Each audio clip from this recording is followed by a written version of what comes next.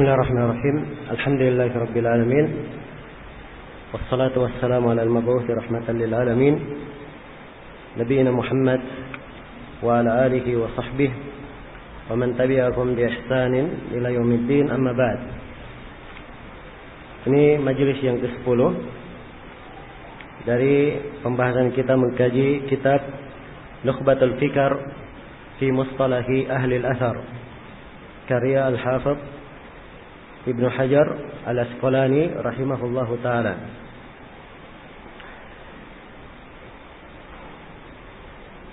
Baik, kita telah menyelesaikan pembahasan seputar hadits matruk. Untuk hadits matruk dan hadits munkar, ya, dan hadits munkar sini tidak dimasukkan di poin-poin pembahasan, harusnya disebut di situ. Pembahasan hadits munkar. Ya, mungkin karena sebelumnya juga sudah ada definisi munkar, ya, di pembahasan sebelumnya. Baik. Kemudian kata Al-Hafidz, beliau menjelaskan tentang mu'allal. Kata beliau, "Tsummal wahmu in tuli'a alaihi bil qara'ini wa jam'i turuq fal mu'allal." Ya. Kata beliau, kemudian al-waham.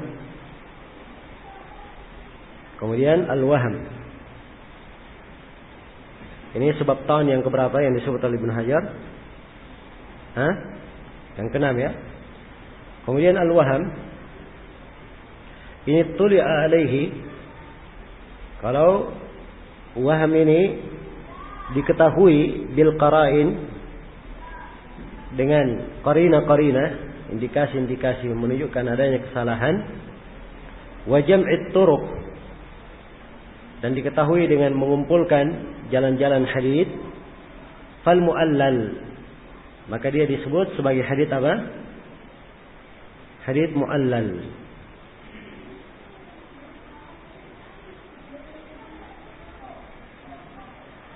Iya, disebut sebagai hadits mu'allal.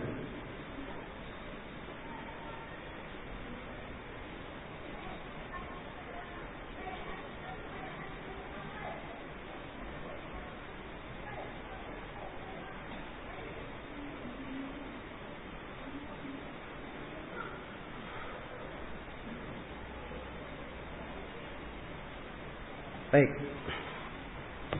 Sekarang kita masuk di pembahasan hadits apa? Al-mu'allal. Al-mu'allal secara bahasa isim maf'ul dari allal.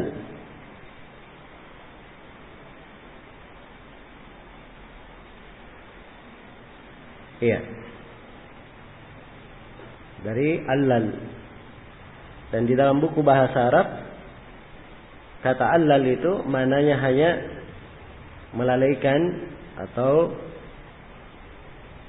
membuat anak kecil itu lupa akan makanannya, dibuat lalai sampai dia lupa untuk makan.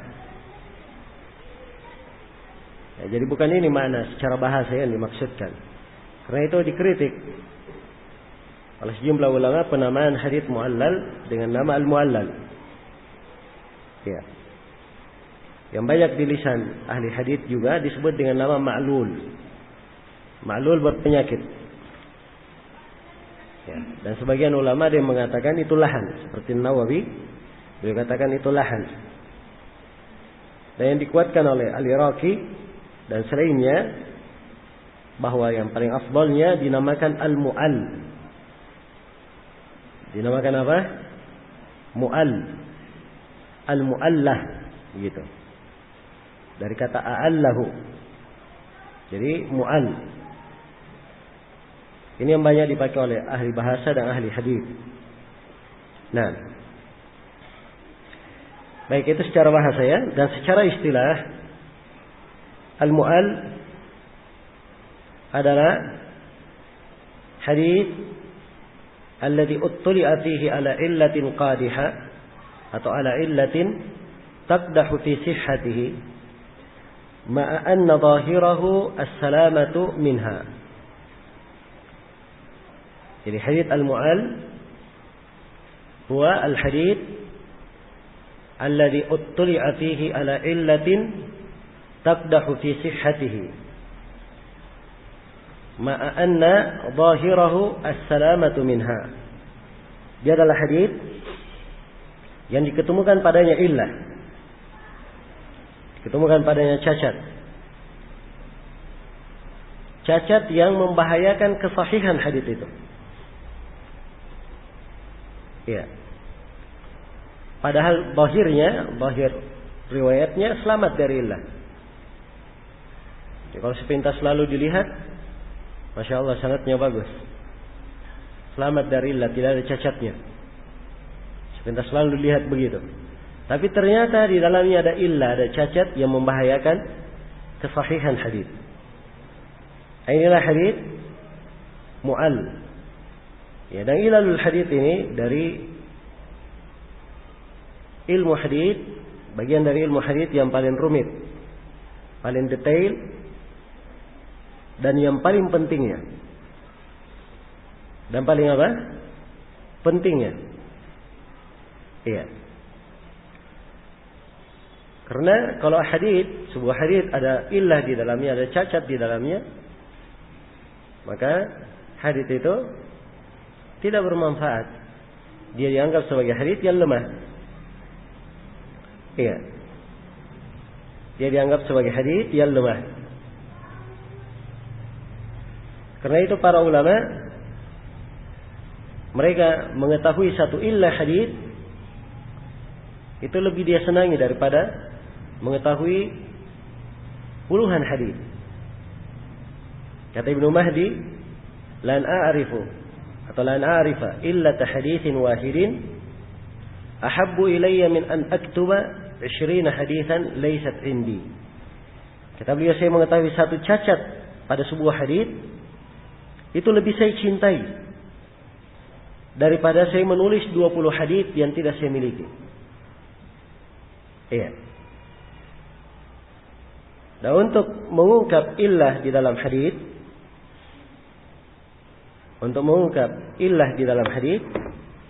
tidak ada yang pandai terhadapnya kecuali orang yang diberikan pemahaman oleh Allah Subhanahu wa taala, pemahaman yang kuat, hafalan yang luas. Ya, ini di masa dahulu ya hafalan. Kalau sekarang ini ya, tidak ada yang dikatakan orang menghafal, tapi dia mengetahui illah dengan memeriksa luasnya pengetahuannya terhadap sanad-sanad hadis dan punya pengetahuan sempurna terhadap maratib, tingkatan-tingkatan para rawi. Tingkatan-tingkatan para rawi. Karena itu dari masa dahulu para rawi hadis itu ribuan jumlahnya. Rawi hadis jumlahnya berapa? Ribuan yang meriwayatkan hadis. Tapi yang pandai berbicara tentang ilalul hadis, cacat-cacat hadis, dihitung pakai jari. Hanya sedikit dari para ulama yang pandai di dalam hal itu. Seperti Ali ibn al-Madini, Imam Ahmad, Imam al-Bukhari, Ya'qub bin Syaibah, Abu Hatim, Abu Zur'ah ad-Daraqutni, ya, Imam Muslim, Al-Bazzar, Muhammad bin Yahya ad-Duhli, dan selainnya dari para a'immah. Ya, kalau dihitung jumlah mereka tidak banyak. Ya, yang ahli di dalam ilal al-hadith, yang ahli di dalam menguraikan cacat-cacat hadith. Karena itulah dia adalah suatu pembahasan ilmu yang sangat penting sekali. Iya, suatu pembahasan ilmu yang sangat penting. Nah, Ibnu Mahdi berkata, ma'rifatul hadits ilham. Mengenal illah hadits itu ilham, seperti wahyu beliau katakan. Jadi kalau dia ditanya Kenapa bisa seperti itu? Ya, dia mau bicara bagaimana? Ya. Ini dibangun di atas pengetahuan mereka.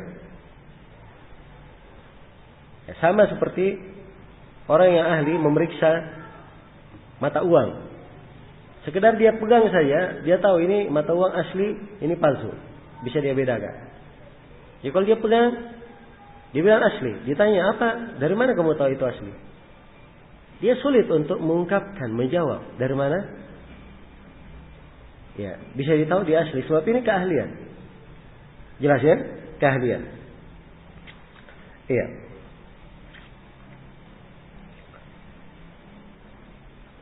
Baik. Pernah datang seorang kepada Abu Hatim bertanya tentang hadis.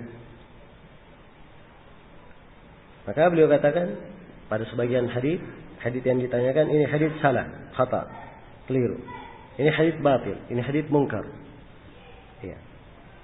Maka orang tersebut bertanya, dari mana kamu tahu ini salah, ini batil, ini mungkar?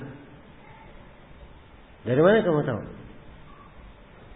Maka kata Abu Hatim rahimahullah, ya. Kata beliau, inilah ilmu yang kami pelajari. Ya, apakah dalilmu mengatakan seperti itu?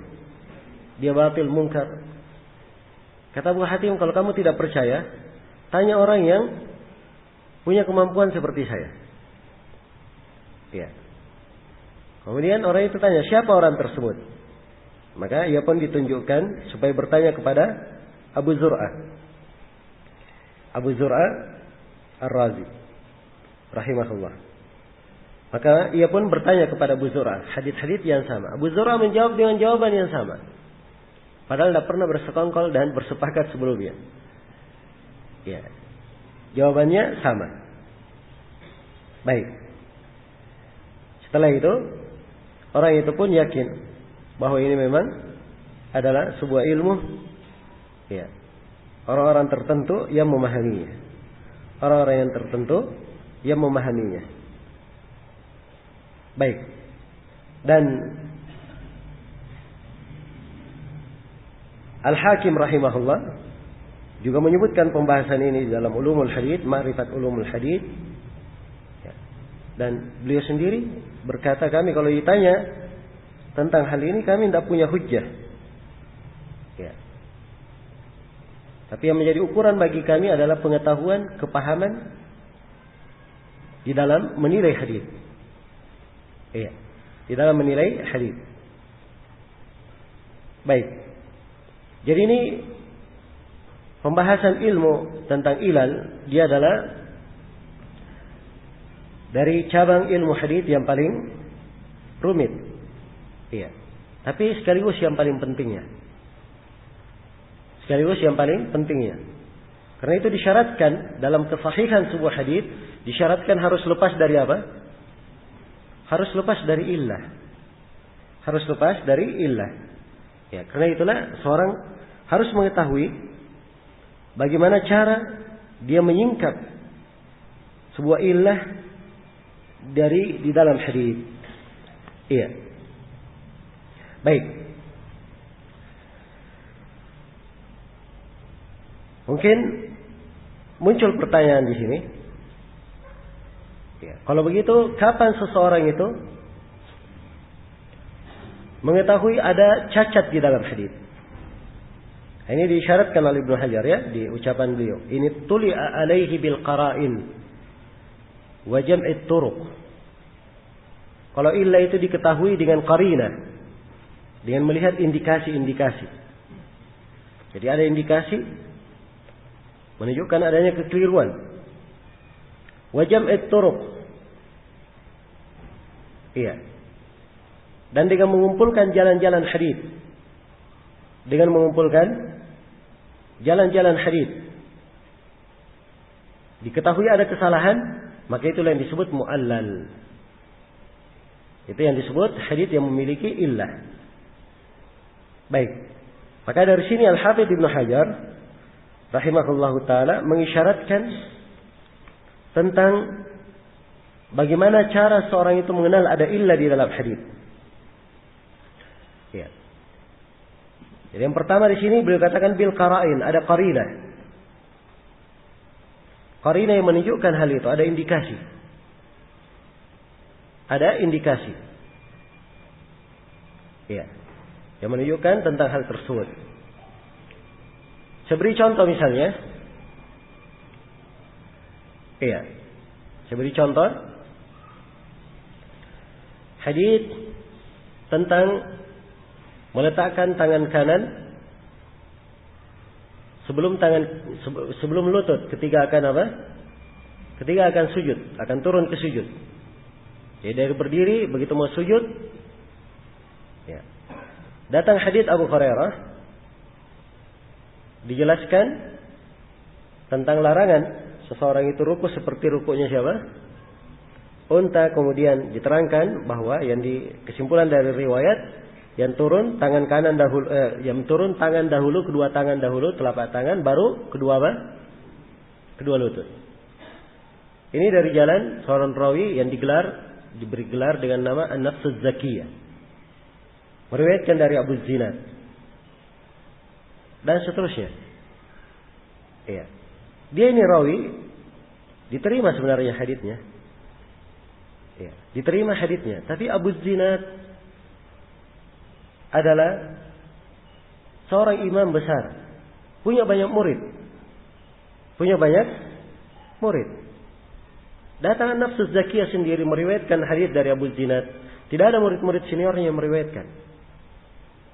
Karena itulah para ulama pun membahasakan illah di dalam hadits ini dengan berbagai ibarat. Imam Al-Bukhari beliau berkata, saya tidak tahu An-Nafs Zakiyah ini mendengar dari Abu Zinad atau tidak. Ini pembahasannya untuk menggambarkan ada masalah di hadis. Tapi kadang cara menggambarkan mereka berbeda-beda menggambarkannya. Tapi ada masalah di dalam apa? Di dalam hadis. Demikian pula Al-Baihaqi, ada komentar yang semisal itu. Jelas ya? Baik.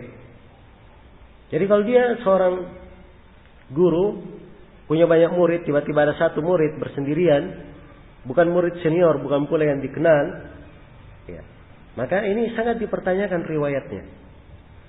Maka ini qarinah namanya. Qarinah. Iya. Karena itu di Syarah Ilal Tirmidzi karya Ibnu Rajab. Ibnu Rajab menyebutkan tabaqat tingkatan murid-murid Az-Zuhri. Bahwa Az-Zuhri itu tingkatan murid-muridnya dibagi menjadi 5 tingkatan. Tingkatan pertama, para murid penghafal dan imam di dalam masalah hadis, dan mereka paling banyak mulazamah dengan Az-Zuhri. Ini tingkatan pertama. Punya hafalan dan punya waktu yang lama mulazamah dengan Az-Zuhri. Tentunya paling kenal hadis Az-Zuhri dan paling kuat hafalannya. Tingkatan pertama. Tingkatan yang kedua di bawahnya. Mereka punya hafalan tetapi mulazamah yang kuat. Tingkatan yang ketiga, ya. Keempat, kelima. Tingkatan yang kelima, yang keempat ini mereka misalnya ya, diterima hadisnya tapi sedikit mulazamahnya. Tingkatan yang kelima ada kelemahan pada mereka. Jika datang dari tingkatan keempat meriwayatkan satu hadis dari Az-Zuhri, tidak ada yang lain meriwayatkan kecuali dia, ini dianggap aneh atau tidak? Ini dianggap aneh. Jelas ya? Ini dianggap aneh. Dan ini qarinah namanya. Hal yang seperti ini disebut juga oleh Imam Muslim di dalam muqaddimah sahihnya. Beliau sebutkan kalau ada rawi dia meriwayatkan dari seorang guru masyhur, hadits yang thiqah yang lainnya tidak ada meriwayatkan, maka ini riwayatnya adalah riwayat yang tidak diterima. Jelas ya? Riwayat yang tidak diterima. Maka ini bentuk illah. Seorang yang datang dia hanya periksa, oh An-Nafs Zakiyah tadi contoh, ya rawi thiqah misalnya, hasanul hadits misalnya. Tapi ternyata ada hal lain, pertimbangan lain yang hendaknya diperhatikan. Baik. Jelas sampai sini ya? Ini cara yang pertama dengan melihat qarinah, indikasi. Ya. Ada qarinah dan indikasi yang menunjukkan tentang hal itu. Kemudian cara yang kedua mengetahuinya adalah dengan jam'ut turuq, mengumpulkan jalan-jalan hadis. Mengumpulkan jalan-jalan hadis. Inilah yang dikatakan oleh Ali bin al-Madini, al-bab idza lam tujma' turuquhu lam yatabayyan khata'uhu. Kata beliau, bab hadits itu kalau dia dikumpulkan jalur-jalur periwayatannya tidak akan tampak apa? Kesalahannya. Tidak akan tampak kesalahannya. Kalau tidak dikumpulkan jalan-jalannya. Jadi kadang ada sebuah hadits, masya Allah, sanadnya ya bersih. Bisa dikatakan sanadnya semuanya rawi-rawinya thiqah, ma'ruf. Ya. Kapan diketahui ilahnya? Setelah dikumpul jalan-jalannya. Dikumpulkan seluruh jalan-jalannya, jalur periwayatan hadits ini, baru tampak ternyata ada illah di dalam hadits. Ada illah di dalam hadits. Dan ini insyaallah ta'ala akan lebih saya terangkan nanti bersama dengan contoh-contoh yang akan kita berikan. Kemudian yang ketiga dari cara mengetahui illah adalah dengan melihat nas dari seorang imam. Iya, ada nas dari seorang imam yang mengatakan bahwa di hadits itu ada illah. Hadits itu ada illah. Ya, dan ini perkara penting ya, perkara penting. Ya. Dan hal ini banyak ditelantarkan oleh orang-orang belakangan. Nah, banyak ditelantarkan oleh orang-orang belakangan. Abu Hatim, Abu Zur'ah, Al-Bukhari, Imam Muslim misalnya berkata kepada hadits, ini hadits munkar. Mereka tidak terangkan alasannya kenapa munkar. Begitu saja. Datang orang belakangan, dia periksa sanad hadits. Dia katakan, oh ini haditsnya sahih, rawi-rawinya sahih. Ya, ada pun ucapan Abu Hatim hadits munkar itu ucapan keliru. Ya. Ini sudah kelancangan ya. Padahal seorang mengambil biografi rawi, dia hukumi rawi itu thiqah, dhaif, dari mana diambil? Dari ucapan imam juga. Abu Hatim berkata thiqah, Al-Bukhari berkata thiqah, Ahmad berkata thiqah, Nasai berkata thiqah misalnya. Diambil ucapan para imam tersebut, dia percayai dalam mensiqahkan seorang rawi, sedangkan di dalam mengkritisi hadis tidak diambil. Ini tentunya keliru, menimbang dengan dua timbangan namanya. Iya. Dan ini keliru. Jelas ya? Karena itulah hukum-hukum mereka itu adalah diterima sama dengan yang lainnya. Kecuali kalau misalnya ada seorang imam berkata mungkar, lemah, ternyata imam yang lainnya mensahihkan, ini namanya berselisih dua orang imam.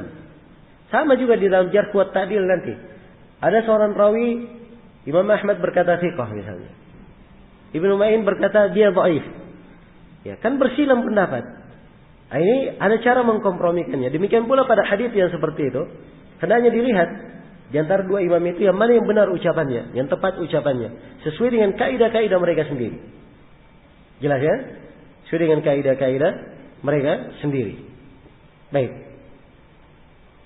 Dan kadang iya, seorang berkata, dan ini yang perlu saya ingatkan juga, ya, karena ada yang kadang dianggap berlebihan dalam hal ini. Kadang ucapan seorang imam dia berkata pada hadits ini hadits mungkar, hadits keliru. Yang dia maksudkan mungkar pada satu jalannya saja, pada satu jalur. Jalur yang lainnya dia tidak komentari. Ya. Jalur yang lainnya tidak dia komentari. Makanya kadang ada orang baca Al-Ilal karya Ibnu Abi Hatim. Dia baca ada hadis-hadis riwayat Bukhari Muslim di dalam dikritik. Iya. Akhirnya dia berkata, oh ini tidak benar ini.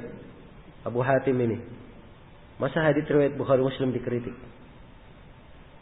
Ya, maka harus diketahui bahwa kadang kritikan mereka untuk satu sanad. Mungkin saja hadis itu kuat dari sanad yang lain, bukan sanad yang apa? Dikritik di dalamnya. Iya. Maka ini dari hal-hal yang hendaknya diketahui. Baik. Jadi secara umum di dalam ilmu hadits, seorang yang ingin belajar ilmu hadits itu harus punya etika dan adab. Dia menghargai para ulama terdahulu yang mereka ini yang menghafal hadits-hadits rawi. Ya, kalau kita sekarang paling kuat ya kita membaca buku. Ya, sekarang masya Allah banyak kemudahan. Ya, sisa buka-buka komputer. Ya. Ambil program bahas, sudah. Ya, cari jalan-jalan haditsnya. Nah, berbeda dengan ulama terdahulu. Kalau ditanya tentang si rawi, seorang rawi dia tahu. Rawi ini dia punya hadits sekian puluh. Dari hadits yang dia riwayatkan dia keliru sekian dan benarnya sekian. Ya. Jelas ya? Dia tahu yang mana haditsnya, yang mana dia benar, yang mana dia keliru. Kalau dia masukkan hadits bukan hadits rawi itu dia tahu itu bukan hadits rawi itu. Dusta yang memasukkan hadits atas nama rawi tersebut. Perhatikan ya, bagaimana hafalan mereka. Ya. Mereka betul-betul sempurna pengetahuan mereka terhadap illa hadits, cacat-cacat hadits tingkatan para rawi. Karena itu ucapan mereka diterima. Ucapan mereka diterima. Dan akhlak menghargainya harus ada di dalam diri. Ya, ketika mendudukkan antara Bukhari dan Muslim misalnya yang berselisih pendapat, atau antara Bukhari dan Daruqutni yang berselisih pendapat, maka kita juga harus mempunyai etika dalam hal tersebut. Iya, etika dalam hal tersebut. Sama seperti di masa ini, ya, ada sebagian orang yang mengkritik Al-Hafidz Ibnu Hajar di dalam Taqribut Tahdhib. Katanya hukum-hukum yang ditetapkan oleh Ibnu Hajar dalam Taqribut Tahdhib ada hukum-hukum yang keliru terhadap rawi. Misalnya Ibnu Hajar berkata rawi ini saduq, tapi sebenarnya dia tidak saduq, dia dhaif. Kadang Ibnu Hajar berkata dia dhaif, tapi yang benarnya dia tidak dhaif, dia thiqah. Ya, jelas ya? Baik.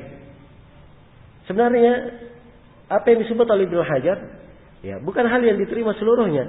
Itu sudah benar ya. Sebab dia juga ya, menyimpulkan dari a'immat jarh wa ta'dil, menyimpulkan Ibnu Hajar tidak sama kedudukannya seperti Imam Ahmad, Al-Bukhari, yang merupakan sumber acuan di dalam rawi-rawi. Ibnu Hajar mengumpulkan ucapan para a'immat, kemudian dia simpulkan dari ucapan para a'immat. Itu Ibnu Hajar Ad-Dahabi. Jelas ya? Tapi jangan kita datang belakangan, ya, kita membahas misalnya sebuah riwayat, ya, rawinya thiqah misalnya, kita periksa biografinya, rawinya thiqah. Ya. Ternyata di dalam Takrib Ibnu Hajar juga berkata thiqah. Tidak perlu seorang yang datang belakangan berkata, saya berkata ini rawi thiqah. Ya. Cukup dia nukil ucapan Ibnu Hajar. Ibnu Hajar berkata dalam Takrib thiqah. Sebab dia menyampaikan ucapan Ibnu Hajar itu lebih baik daripada ucapan dirinya. Siapa yang kenal dirinya? Ya. Kalau Ibnu Hajar rahimahullah, beliau adalah imam terkenal. Kecuali kalau dia berbeda pendapat. Ya, berbeda pendapat, itu baru. Ya, sebab dia harus berbicara sesuai dengan konsekuensi ilmu yang dia ketahui. Ini jalan yang dipakai oleh Syekh Al-Albani, Syekh Muqbil. Padahal mereka adalah orang-orang yang mampu menghukumi rawi. Tapi kalau rawi itu sudah benar seperti yang disebut oleh Ibnu Hajar dalam At-Taqrib, mereka hanya sebut Ibnu Hajar berkata thiqah, begitu saja. Ya. Jelas ya? Tapi kalau berbeda hukumnya, maka itu yang kadang dia bahasakan. Saya baca biografi rawi ini dan tampak bagi saya bahwa haditsnya tidak turun dari derajat hasan misalnya. Kalau Ibnu Hajar misalnya melemahkan rawi itu. Ya. Ini boleh berbeda pendapat kalau memang ada pandangan ilmiah yang seperti itu. Tapi sekali lagi menggunakan bahasa para ulama itu lebih afdal. Ya, seperti misalnya ada hadits-hadits yang sahih. Sepanjang di masa ini misalnya Syekh Al-Albani mensahihkan, Syekh Muqbil mensahihkan. Ya. Seorang penuntut ilmu walaupun dia mampu memisahkan antara yang sahih dan dhaif, dia tidak usah memakai ucapannya. Kalau ada Syekh Al-Albani yang mensahihkan, ada Syekh Muqbil yang mensahihkan. Cukup dia sebutkan hadits diriwayatkan oleh fulan dan fulan, haditsnya disahihkan oleh Syekh Al-Albani. Selesai. Ya. Dia sendiri sudah mengecek haditsnya betul sahih. Tapi dia tidak perlu berkata di situ, saya berkata haditsnya sahih. Tidak perlu. Cukup dia nukil ucapan Syekh Al-Albani mensahihkan. Dan dia sudah pastikan bahwa memang sahih seperti yang dibilang oleh siapa? Syekh Al-Albani rahimahullah. Ini etika dan adab. Ya. Hendaknya dijaga dan dipelihara. Dan seorang yang punya etika dan adab dari awal dia menuntut ilmu, itu akan diberkahi untuk keseluruhannya. Akan diberkahi untuk keseluruhannya. Jelas ya? Baik, apalagi ilmu hadits ini. Ya. Illa hadits, tidak semua imam misalnya tahu sebuah illah. Akan datang nanti ya, saya berikan contoh. Imam Muslim datang kepada Al-Bukhari bertanya. Ya. Tentang hadits kafarah majlis. Kemudian Al-Bukhari berkata di dalamnya ada illah. Dalamnya ada illah. Imam Muslim tidak tahu illah itu. Kemudian Al-Bukhari rinci dan terangkan illah tersebut. Ya. Rinci dan terangkan illah tersebut. Jelas ya? Jadi kadang sebagian imam mereka juga mengambil istifadah dari ulama yang lain dalam mengungkap sebuah illah. Ya. Kita tidak perlu jauh-jauh ya di hari ini saja. Kita ada dua ahli hadis terkenal, Syekh Al-Albani rahimahullah dan Syekh Muqbil. Ya. Syekh Al-Albani kadang mensahihkan hadis, dan hadis yang beliau sahihkan kita dapatkan Syekh Muqbil dia hadis mu'alla menerangkan illahnya, cacatnya. Ya. Dan kadang Syekh Muqbil mensahihkan hadis dia Sahihul Musnad, kita dapatkan Syekh Al-Albani uraikan kelemahannya di Ad-Dhaifah. Ya. Jelas ya? Si alim ini dia kadang melihat sanadnya, dianggap sanadnya bersih, dia tidak tahu bahwa ada illah di dalamnya. Diterangkan oleh alim yang lainnya. Terangkan oleh alim yang lainnya. Maka, iya, demikian. Ya, kondisi dan keadaan di dalam ilmu hadits ini. Baik. Jadi ini beberapa hal ya, saya sebutkan di sini. Cara seseorang itu mengenal, ya, mengenal illah. Dan ada bentuk-bentuk lain untuk mengenal illah, tapi di masa ini cara-cara tersebut mungkin ya sulit untuk dikatakan. Kalau para ulama yang terdahulu cara mereka mengenal illah dengan banyaknya mumarasah, banyaknya mereka menghafal, menulis, ya. Sampai hadits yang dhaif saja ada rawi kadzdzab. Oleh Ibnu Ma'in ditulis hadits-hadits kadzdzab ini. Semua hadits kadzdzab ditulis sama dia. Ada yang bertanya kepada Ibnu Ma'in, kenapa rawi kadzdzab kamu tulis haditsnya? Capek-capek kamu hafal. Kata Ibnu Ma'in, kalau ada yang datang, kemudian dia sebutkan hadits ini dari riwayat yang thiqah, saya bilang, tidak, itu riwayat fulan al-kadzdzab. Ya, sebab dia juga hafal hadits-haditsnya rawi yang kadzdzab. Jelas ya? Jadi rawi yang lemah haditsnya dimasukkan ke rawi yang thiqah, beliau bisa mengetahuinya. Nah, ini dari keahlian mereka, punya mumarasah. Iya. Sangat ahli mereka di dalam melihat dan menilai apa illah-illah pada sebuah hadis. Baik, saya akan berikan beberapa contoh dari illah. Dan Al-Hakim di dalam Ma'rifat Ulumul Hadis beliau menerangkan 10 jenis illah.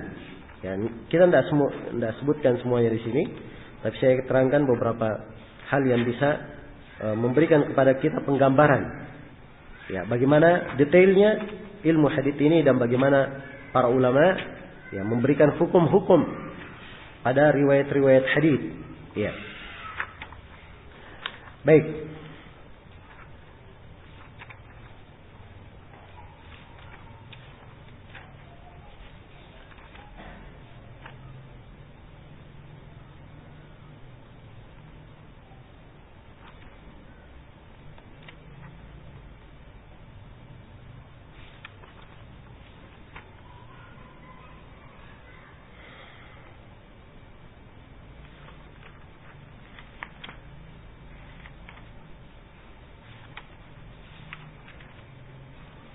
Iya.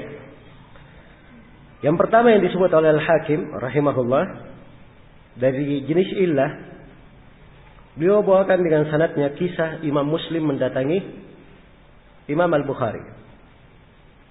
Iya. Beliau menanyakan tentang hadits kafaratul majlis. Hadits dari jalan Musa bin Uqbah dari Suhail bin Abi Salih dari ayahnya dari Abu Hurairah dari Nabi sallallahu alaihi wasallam.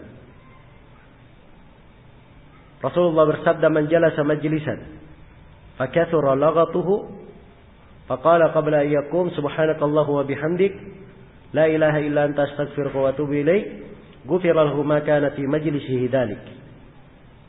Iya. Siapa yang duduk di sebuah majelis lalu banyak kesalahan yang terjadi di majelis itu, kemudian sebelum dia berdiri meninggalkan majelis, dia membaca kafaratul majlis, subhanakallahumma bihamdik, la ilaha illa anta astaghfiruka wa atubu ilaik, dia baca kafaratul majlis, maka akan diampuni apa yang terjadi di majlis itu. Ya, ini ingat ya, hadits kafaratul majlis banyak riwayatnya. Ya, banyak riwayatnya. Cuma dari hadits Abu Hurairah satu riwayat ini saja. Hadits Abu Hurairah. Hadits kafaratul majlis syah di riwayat yang lain dari selain hadits Abu Hurairah.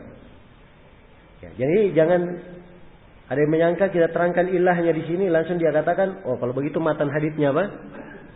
Matan haditsnya dhaif. Tidak. Baik. Karena penjelasan illah itu 3 macam. Kadang ada illah di sanad saja. Kadang ada illah di matan saja. Dan kadang ada illah di sanad dan di matan sekaligus.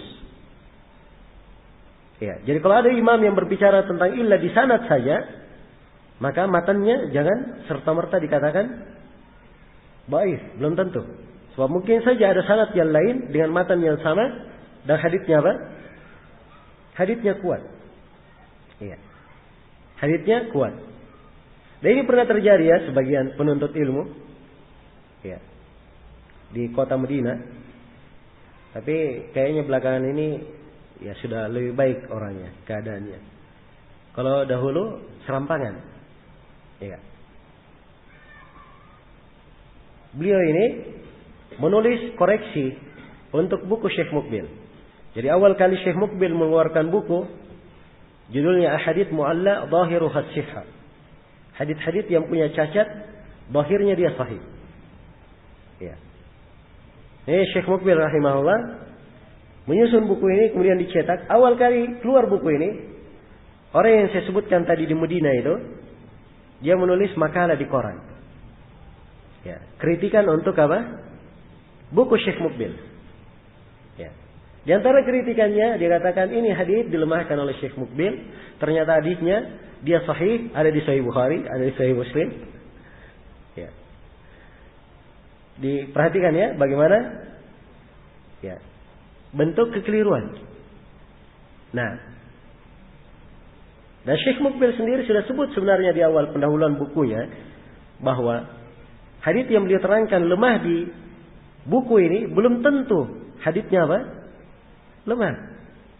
Ya. Dan ternyata dari beberapa hadis yang dia kritik terhadap Syekh Mukbil, kemudian dia katakan hadisnya sahih, Syekh Mukbil terangkan, memang saya terangkan di hadis mualla, dia lemah di situ, dan hadis yang kamu katakan sahih, saya juga sudah sebutkan di buku saya yang satu, Sahihul Musnad.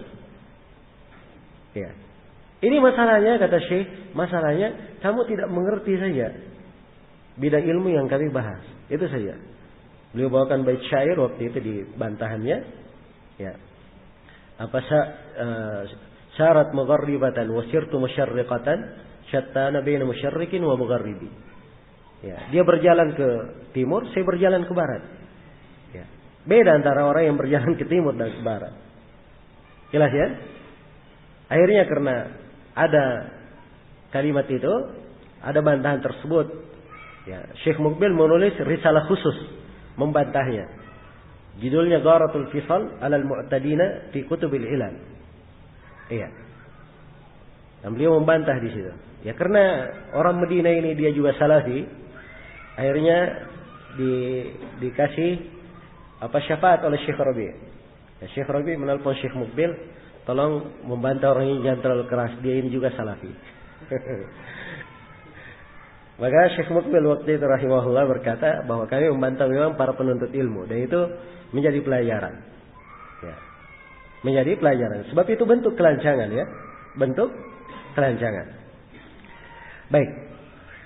Jadi yang menjadi titik pembahasan di sini yang penting kita ketahui bahwa hadits mu'alla itu kalau diperiksa sanadnya, masya Allah, sanadnya bersih. Seperti hadits yang kita baca ini, Musa bin Uqbah. Ya. Hadits dari jalan siapa? Musa bin Uqbah. Meriwayatkan dari siapa? Suhail bin Abi Salih.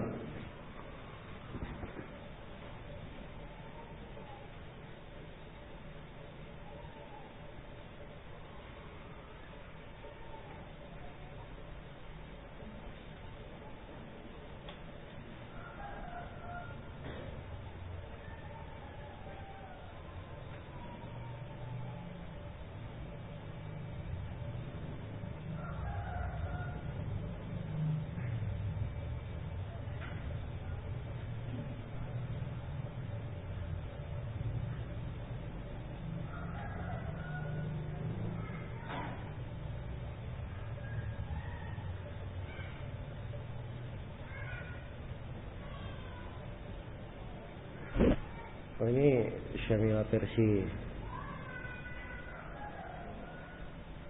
lama ini, nggak lengkap ya. Baik, saya gambarkan jalannya.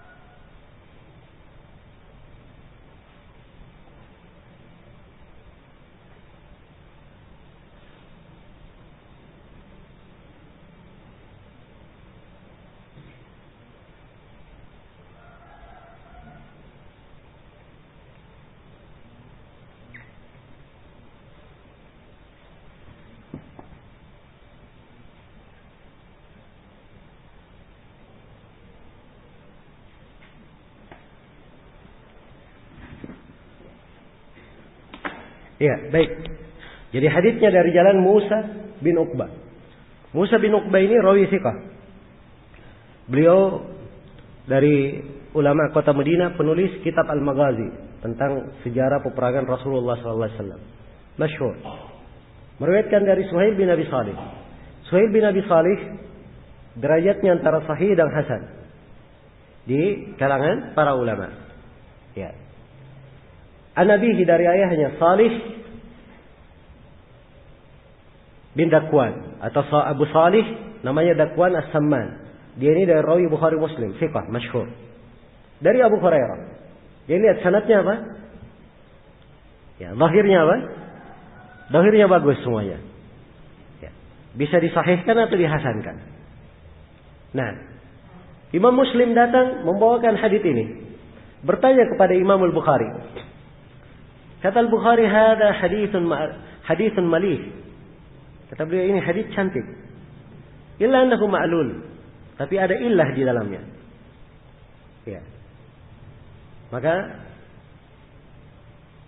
disebutkan dalam sebagian buku Imam Muslim sangat kaget mendengarkannya, ada illah. Maka beliau pun meminta kepada Al-Bukhari supaya menerangkannya. Ya. Maka Al-Bukhari berkata, "Haddatsana bihi Musa bin Ismail." Perhatikannya bagaimana cara dia bawakan. Ya. Jadi Bukhari ingin menunjukkan illahnya. Beliau bawakan sanad yang menggambarkan illah hadits ini.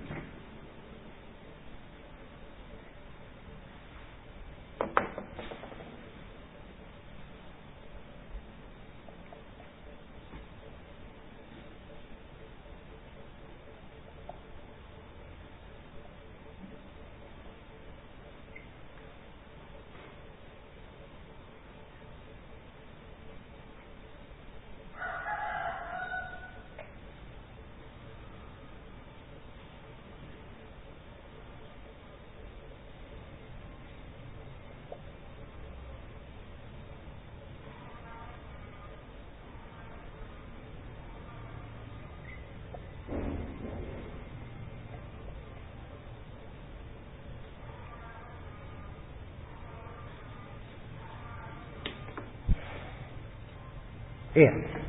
Jadi Al-Bukhari bawakan sanadnya, kata beliau, haddatsana bihi Musa bin Ismail. Musa bin Ismail Abu Salamah At-Tabudaki.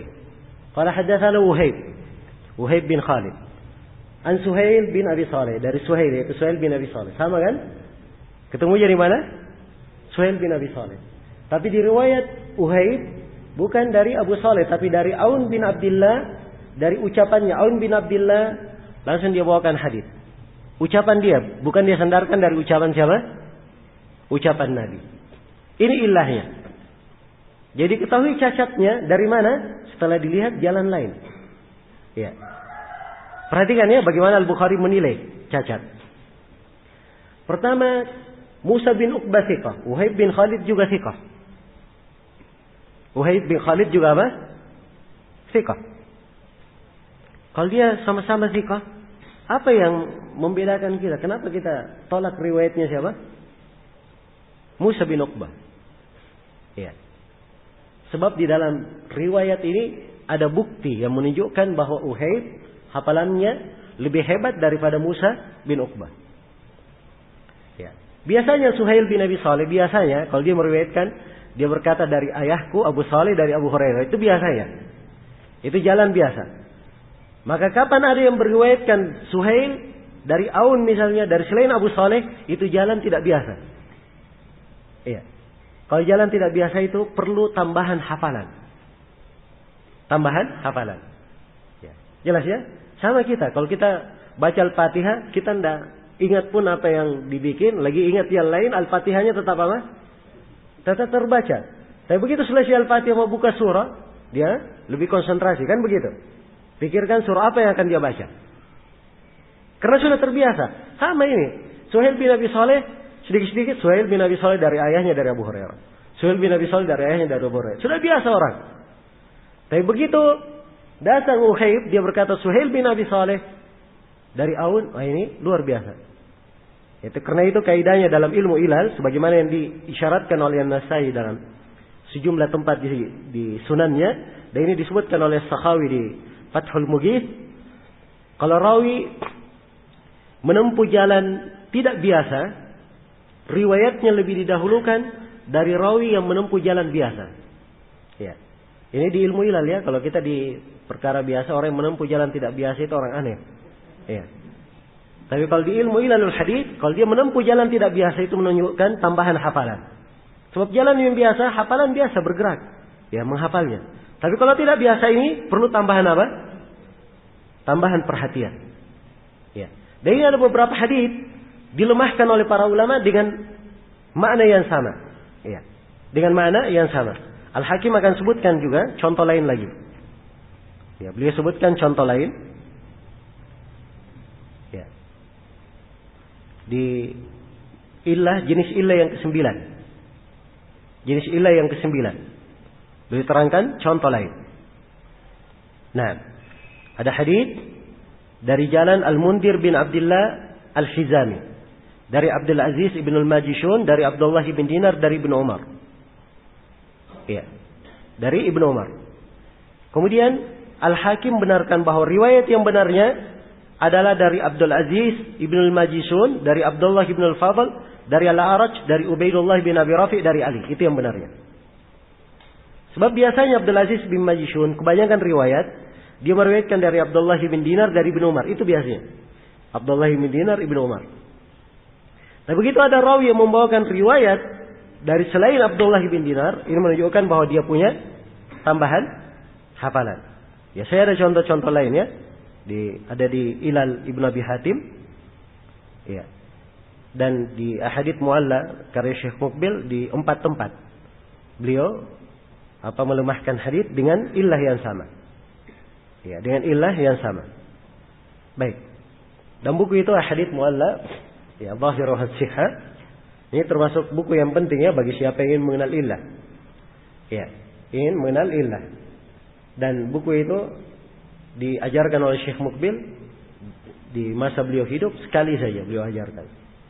Nah, itu pun beliau ajarkan dalam waktu 1 tahun lebih. Sebab di setiap pelajaran beliau hanya membaca 1 hadits saja. Hanya membaca 1 hadits. Sedangkan hadits yang beliau terangkan jumlahnya semuanya berapa? 400-an. Iya. Baik. Dan alhamdulillah pelajaran itu kita hadiri dari awal sampai akhir. Ya, andai kata saya nggak hadir pelajaran-pelajaran itu, mungkin juga saya tidak terlalu banyak bisa memahami masalah illah-illah.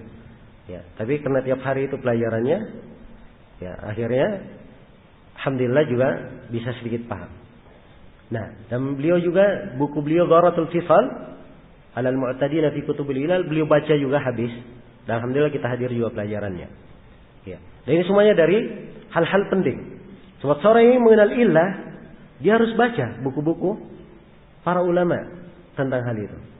Ya. Jadi kalau dia ingin membiasakan dirinya, dia baca buku-buku seperti Al-Ilal karya Ibn Abi Hatim, Ilalud Darqutni, ya, Al-Ilal karya Imam Ahmad, dan selainnya dari buku-buku yang memuat tentang ilal. Baik, saya beri contoh lainnya supaya kita ada gambaran lain bagaimana illah-illah hadits tersebut. Baik.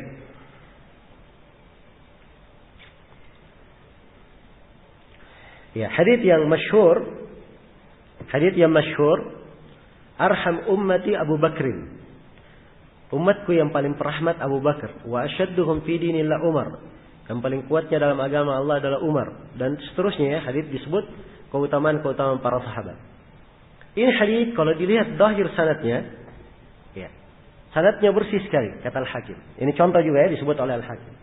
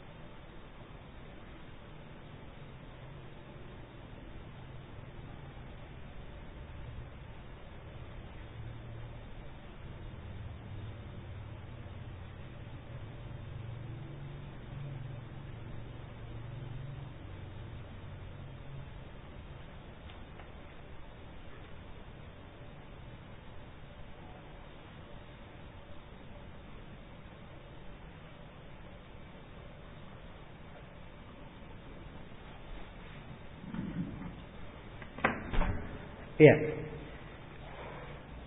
Ini hadis kalau kita lihat ya, dari jalan Qabisah bin Uqbah. Qabisah bin Uqbah meriwayatkan dari Sufyan, dari Khalid Al-Hadda dan Asim. Dua orangnya dari Abu Kilabah dari Anas bin Malik. Secara marfu' Rasulullah bersabda, "Arham ummati." Kalau diperiksa sanadnya semuanya rawi yang apa? Thiqah. Qabisah bin Uqbah ini guru Al-Bukhari. Sufyan Ats-Tsauri thiqah, imam. Ya. Kemudian Khalid Al-Hadza thiqah, Khalid bin Mihran. Asim juga, Abu Kilabah Abdullah bin Zaid Al-Jarmi, Anas bin Malik. Semuanya rawi thiqah. Jelas ya? Ya. Karena itulah hadis ini pernah disahihkan oleh Syekh Al-Albani rahimahullah. Tapi belakangan beliau rujuk dari mensahihkannya. Beliau rujuk dari mensahihkannya. Nah, ada ilahnya. Ilahnya ternyata Khalid Al-Hadda dia punya riwayat lain dari Abu Kilabah. Tapi bukan dari siapa? Dari Anas. Langsung mursal, secara mursal. Langsung dia berkata Nabi bersabda. Tidak ada Anas dia sebut. Jadi satu riwayat bersambung ada Anas, satu tidak ada apa? Anas. Ya. Yang dikuatkan oleh kebanyakan ulama adalah riwayat apa? Riwayat yang apa? Yang mursal. Sebab rawi-rawi yang meriwayatkannya secara mursal itu lebih thiqah. Ya. Dan ini yang kemarin kita sebutkan di pembahasan tentang apa? Ziyadat thiqah, tambahan thiqah. Ya, tambahan Sufyan, ada tambahan ya, tambahan siapa namanya? Tambahan Qabisah.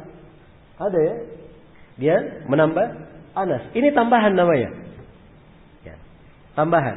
Tapi tidak diterima tambahannya. Kenapa? Sebab dia menyelisih rawi-rawi yang lebih apa? Rawi-rawi yang lebih thiqah. Padahal kalau dikompromikan bisa dikompromikan. Bilang saja. Ya. Khalid Al-Hadda punya dua riwayat, satu mursal, satu apa? Bersambung. Bisa dikompromikan, tidak ada perbedaan.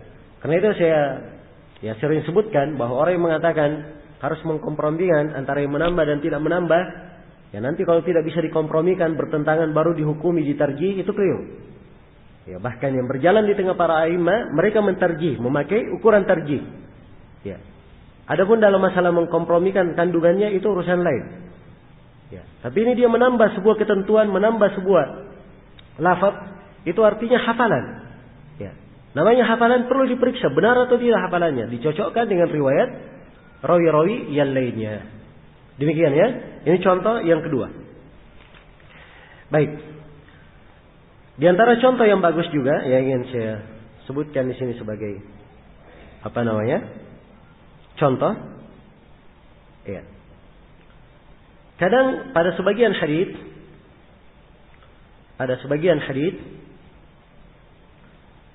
terdapat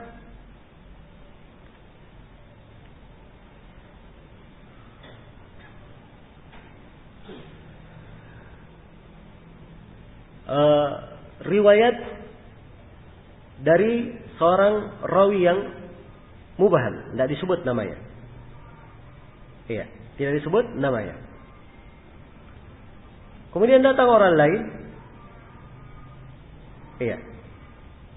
Dia menganggap bahwa orang tersebut adalah yang disebutkan di riwayat yang lain. Ini disebut oleh Al-Hakim di jenis illah yang ketujuh. Iya. Jadi beliau sebutkan di jenis illah yang ketujuh.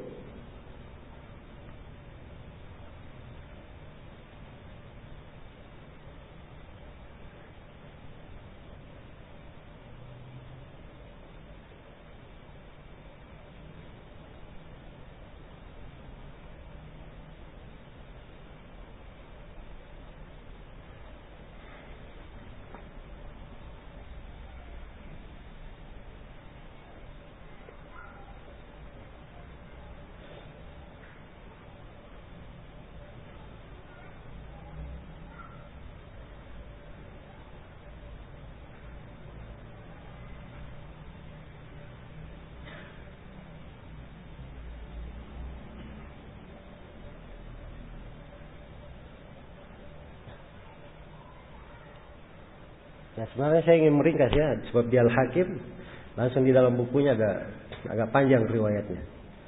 Saya ringkas dari Tadribur Rawi. Sebab As-Suyuti meringkasnya.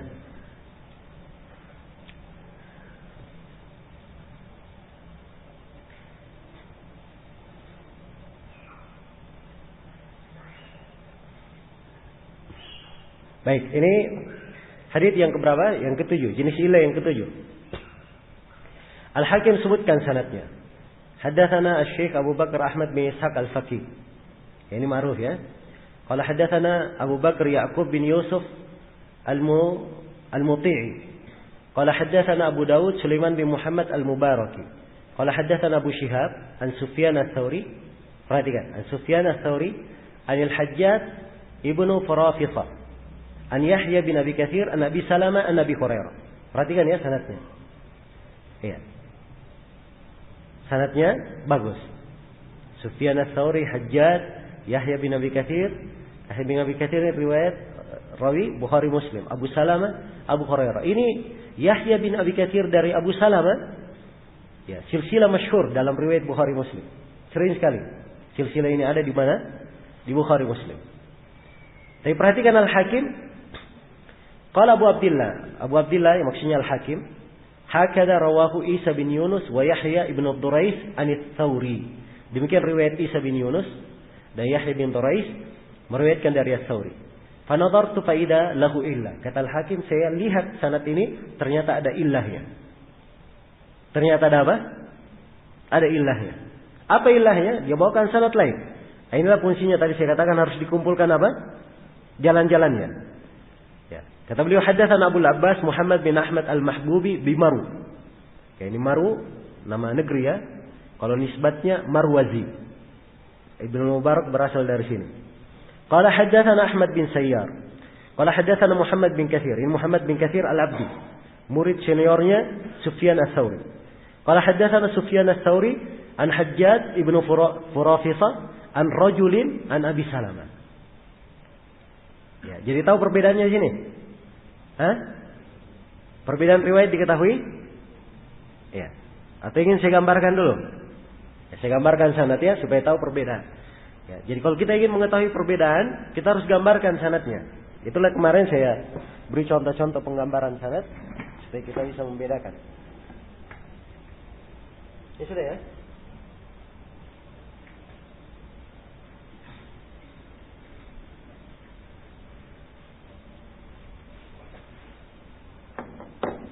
Ya.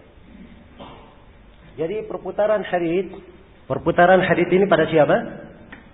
Pada Sufyan Ats-Tsauri. Sufyan Ats-Tsauri. Tuh lihat ya riwayatnya.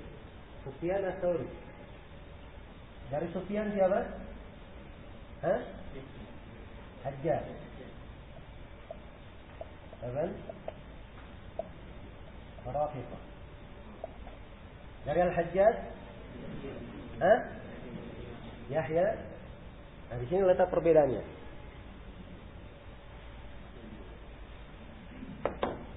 Ya. Jadi Ats-Tsauri yang meriwayatkan ada dua ya. Di sanad pertama yang meriwayatkan dari Ats-Tsauri siapa? Abu Syihab. Dan Hakim sebutkan juga. Jadi meriwayatkan sanad pertama siapa? Abu Syihab. Dan diriwayatkan juga Isa dan siapa? Yahya bin Durayq. Berarti 3 orang. Isa bin Yunus dan Yahya ibn Ats-Tsauri. Ya, ini yang meriwayatkan riwayatnya di sini. Yang berkata Yahya ibn siapa? Abi Katsir.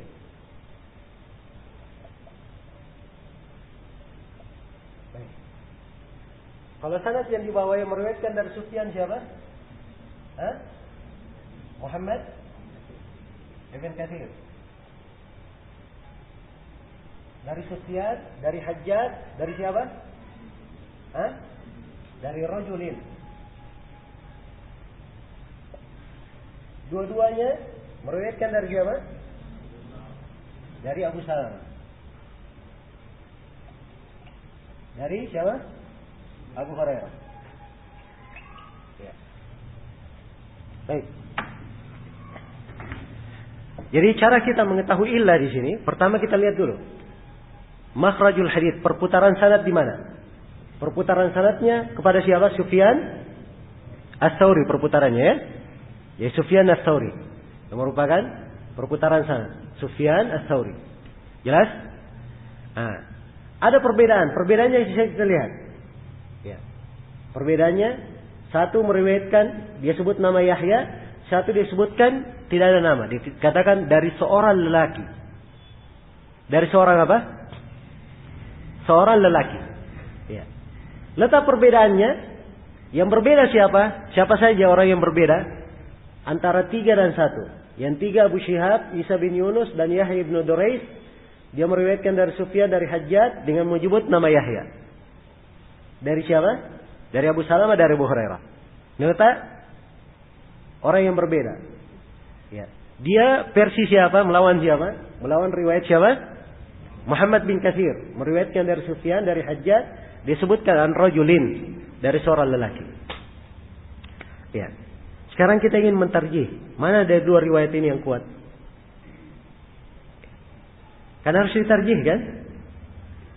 Dari sisi jumlah, Isa bin Yunus thiqah.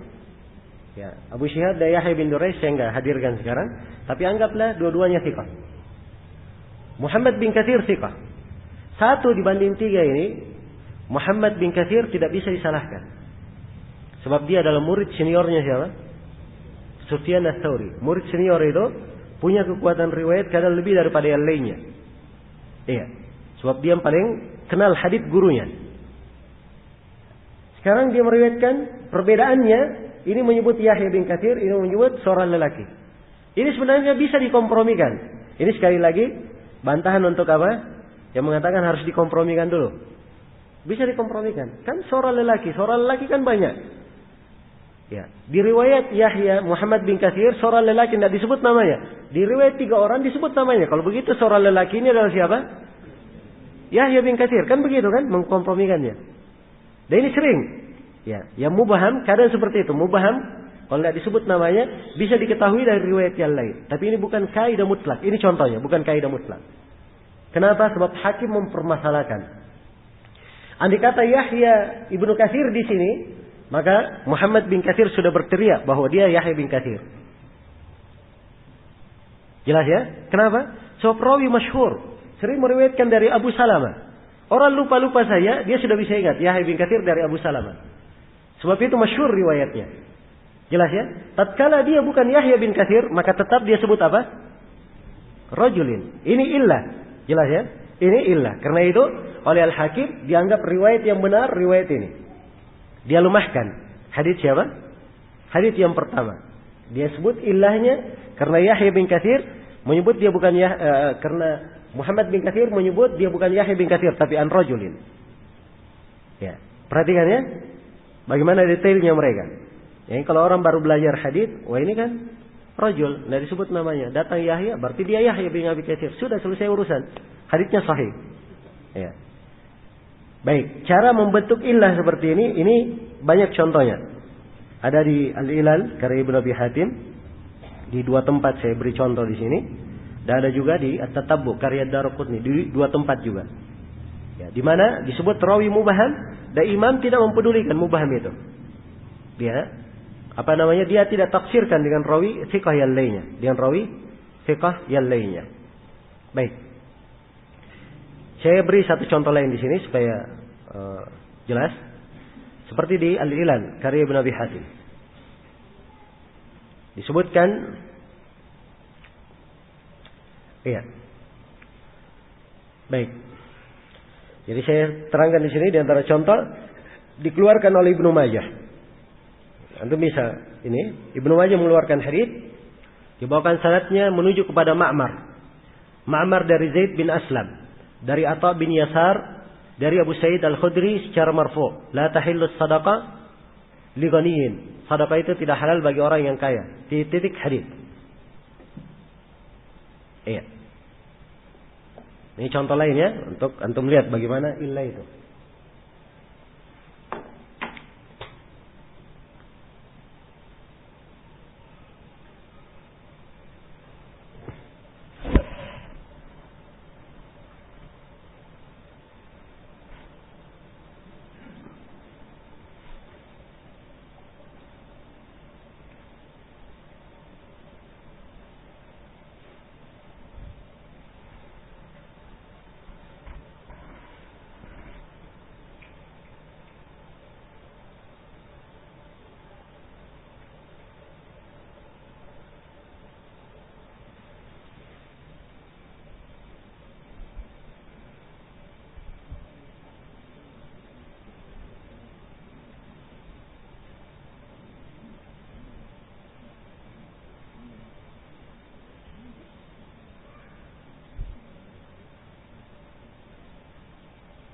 Baik. Ini sanadnya ya. Ibnu Majah berkata haddatsana Muhammad bin Yahya. Muhammad bin Yahya ad-Duhli. Qala haddatsana Abdul Razzaq bin Hammam as-San'ani. Ya, antum perhatikan ya. Abdul Razzaq bin Hammam as-San'ani. Qala ambana Ma'mar. Ma'mar siapa? Ma'mar bin Rashid. Muhammad bin Yahya ad-Duhli ini imam besar. Guru Imam Al-Bukhari. Ini selevel ya dengan Ali bin Al-Madini dan ahli ilal. Abdul Razzaq bin Hammam as-San'ani ma'ruf. Fiqh hafidh. Ma'mar bin Rashid fiqh imam. An Zaid bin Aslam. Zaid bin Aslam ini imam juga, ahli tafsir, fiqh. An Atha bin Yasar. Atha bin Yasar rawi fiqh. An Abi Sa'id Al-Khudri, dari Abu Sa'id Al-Khudri. Antum kalau lihat sanad ini, antum akan bilang ini hadits di atas syarat Bukhari dan Muslim. Ya kecuali Muhammad bin Yahya ya. Tidak. Berarti atas syarat Muslim saja. Karena Imam Muslim tidak mengeluarkan hadits Muhammad bin Yahya. Dia di atas syarat Muslim hadits ini. Kalau dilihat. Ya. Sanadnya Masya Allah, bersih ya. Semua rawinya thiqah. Ya. Tapi ternyata ketika hadits ini ditanyakan kepada Abu Hatim dan Abu Zur'ah, Abu Hatim dan Abu Zur'ah berkata, "Hada khata." Ini hadits keliru. Salah. Kenapa keliru? Apa dalilnya? Dia katakan rawahu As-Sauri an Zaid bin Aslam qala haddatsani Tsabat qala Rasulullah sallallahu alaihi wasallam. Kata beliau hadits ini dikeluarkan oleh Sufyan As-Sauri. Ingat ya, Sufyan siapa? As-Sauri. Ya. Meriwayatkan dari Zaid bin Aslam sama. Dari Zaid bin Aslam an Atha. Dia meriwayatkan dari Zaid bin Aslam. Dia meriwayatkan dari Zaid bin Aslam. Zaid bin Aslam berkata, haddatsani As-Sabat. Dia tidak sebut Atha, tapi dia katakan haddatsani siapa? As-Sabat. Menceritakan kepadaku seorang yang sabat, yang kokoh riwayatnya. Ini sabat disebut mubham ya, tapi mubham dengan lafaz ta'dil. Dengan lafaz pujian. Beda dengan rajul. Kalau rajul mubham tidak disebut, tapi kalau sabat orang yang kuat. Ya, apakah diterima riwayatnya akan datang nanti. Lu mubham dengan lafaz ta'dil, walaupun dia ta'dil tidak diterima. Ya. Sebab mungkin saja dia adil menurut orang itu, tapi bagi imam yang lain dia tidak adil. Jelas ya? Dia kuat riwayatnya menurut seorang, bagi imam yang lain dia tidak kuat. Karena itu tidak diterima. Baik. Jadi dia berkata haddatsani As-Sabat, langsung qala Rasulullah sallallahu alaihi wasallam. Jelas ya? Jadi sekarang contoh yang saya berikan, perputaran sanad pada siapa? Pada Zaid bin Aslam. Ya. Yang berselisih ada dua orang, Ma'mar dan siapa? Sufyan Ats-Tsauri. Ma'mar meriwayatkan dari jalan ini jalannya. Dari apa? Dari Abu Sa'id. Kalau Sufyan Ats-Tsauri, dia meriwayatkan dari Zaid bin Aslam, dari As-Sabat langsung Rasulullah. Hukum haditsnya Ats-Tsauri apa? Dianggap lemah sebab As-Sabat tidak diketahui dan dia kemungkinannya mursal. Sebab langsung dia berkata Rasulullah bersabda, tidak disebut sahabat. Jelas ya? Berbeda dengan hadits Ma'mar. Zahirnya dia apa? Kuat. Ya, tapi oleh Abu Hatim dikatakan ini riwayatnya Ma'mar keliru, salah. Bukti kelirunya Ats-Tsauri, dan Ats-Tsauri lebih kuat dari Ma'mar. Dia lebih kuat dari siapa? Dari Ma'mar, lebih kuat. Iya. Baik. Kemudian di sini ada yang bertanya kepada Abu Hatim. Nah, jadi Al-Ilal ditanyakan kepada Abu Hatim. Fa'in qala qail, kalau ada yang bertanya, bukankah As-Sabat ini adalah apa? Ya. Bukankah As-Sabat adalah apa? Baik, mungkin saya gambarkan sanadnya supaya lebih mudah.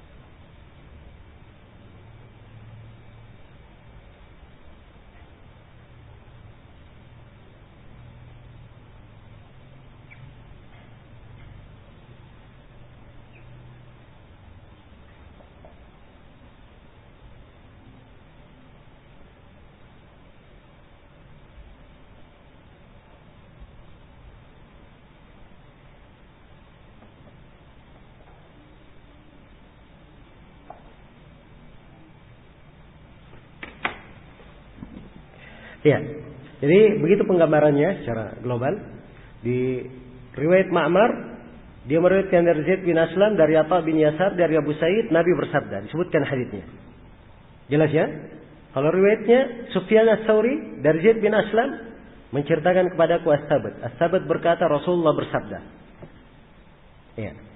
Kalau riwayat Ma'mar kelihatan bersambung ya. Sanadnya bersambung, disebut sahabatnya. Ya, ini semuanya bersambung. Kalau sanad Sufyan, ini menjadi masalah. As-Sabat ini siapa yang pertama? Ini masalah yang pertama. Kemudian masalah yang kedua, As-Sabat ini dia mendengar dari Nabi atau tidak? Ini masalah yang kedua. Jadi sudah dua masalah. Yang kedua. Tapi di antara dua jalan ini yang mana yang kuat? Yang kuat adalah hadits Ats-Tsauri. Sebab dia hafalannya jauh lebih hebat daripada siapa? Ma'mar bin Rashid. Ma'mar bin Rashid fiqh, imam rahimahullah. Tapi beliau keliru dalam sejumlah riwayat. Karena itu hadits-hadits beliau di Basra dilemahkan. Yang mustaqim haditsnya di mana? Di Yaman. Mungkin saja ini hadits beliau di Basra. Jelas ya? Mungkin hadits beliau di mana? Di Basra. Adapun Sufyan Ats-Tsauri, beliau imam. Iya. Karena itu Abu Hatim dan Abu Zur'ah langsung mengatakan riwayat Ma'mar keliru. Apa bukti kelirunya? Karena Ats-Tsauri meriwayatkan dari Zaid bin Aslam, dari As-Sabat, dari Nabi. Bukan dari Atha bin Yasar. Ini perhatikan ya bagaimana cara mengungkap illah. Kalau kita lihat sanadnya Ibnu Majah, Masya Allah. Ya. Orang yang tidak mengerti nanti dia hukumi ini hadits sahih di atas syarat Muslim. Ya. Paling tidak dia berkata begitu. Nah, ini beberapa contoh dan ada contoh-contoh lain. Ya. Dan perlu diketahui dalam mengungkap illah, pertimbangan tarjih bukan di dalam masalah yang seperti ini saja. Kadang di dalam lafaz hadits juga. Seperti hadits Ibnu Umar. Ya, datang dalam riwayat Imam Ahmad, nahan Nabi sallallahu alaihi wasallam anil wahdah. Nabi melarang dari bersendirian. Sendiri dalam tidur, sendiri dalam melakukan safar, perjalanan. Bentuknya Nabi melarang. Sedangkan di riwayat yang lain dari hadits Ibnu Umar juga, lafadznya tidak seperti itu. Lau ya'lamur rajulu fil wahda. Andai kata seorang mengetahui jeleknya sendiri, dia tidak berjalan sendiri, tidak tidur sendiri. Ya. Beda ya. Kalau yang pertama, Nabi melarang dari wahda. Asal dalam larangan menunjukkan apa? Pengharaman. Ya. Tapi kalau lafaz yang kedua, andai kata seorang mengetahui jeleknya wahda, ini hanya sekedar apa? Menunjukkan makruhnya. Menunjukkan makruhnya sendiri. Nah, karena itu Syekh Mukbil untuk lafaz naha anil wahda, beliau dhaifkan di dalam hadits mu'alla dhahir wa sihah. Anda bisa lihat pembahasan beliau di situ. Ya, di Musnad Ibnu Umar, dan beliau lemahkan hadits itu. Dan beliau terangkan ada 8 orang rawi yang thiqah menyelisih rawi yang dhaif, yang menyebutkan dengan lafaz larangan. Ya. Dan lihat ya bagaimana detailnya mereka. Para ulama itu di dalam menilai illah, sampai lafaz hadits saja diperhatikan lafaz haditsnya. Ya. Baik, kemarin juga saya sudah beri contoh tentang salat sunnah, setelah salat sunnah 2 rakaat subuh. Ada lafaz yang keliru. Lafaz yang keliru dalam bentuk apa? Perintah untuk berbaring. Ya, itu keliru. Yang ada Nabi dari perbuatan Nabi, beliau berbaring. Jelas ya? Dan kadang ada kekeliruan dalam bentuk memakai kata haddatsana atau an. Ya.